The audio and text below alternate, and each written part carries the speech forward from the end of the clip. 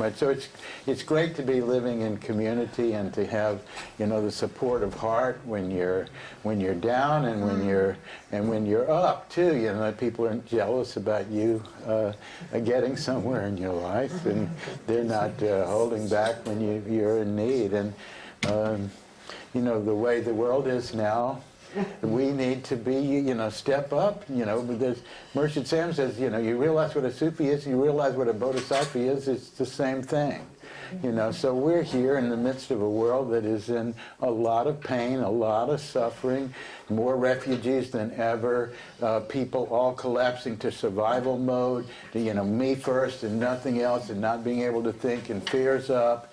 And, you know, and at the same time, there's a lot of people, inshallah, who have a sense of grace and a sense of the divine presence and a sense of how it is to care for everyone that's part of this one body that we are a part of, the only being. And, you know, we just have the illusion that this ego self is doing it, but the ego self really is not the knower. The soul is the knower, which is really the soul of all. And so this is where we're coming from. We want to get to our real self, and to do that we need to find a method of progress and groups to work with, and the grace to have the realizations. And that's what these classes are for, you know, to take us deep into our practice and to realize it's not just about the outer side, but it's very much about the inner side. And I know if I keep talking another minute, and then a few more people will come in the door.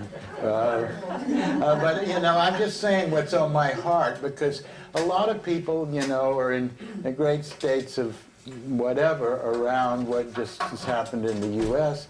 But, you know, look at the whole world, friends. It's happening everywhere. People are retreating, you know. I mean, Australia, where they're keeping all these people for years and just tell them you'll never get into Australia just because they tried to come as immigrants. I mean, all over the world, you have this kind of suffering.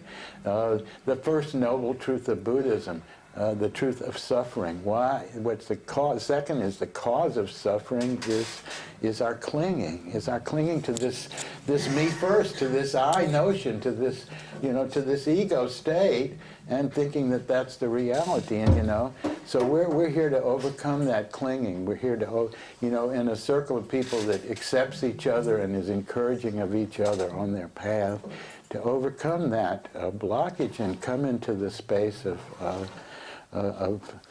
divine presence, which is the real space.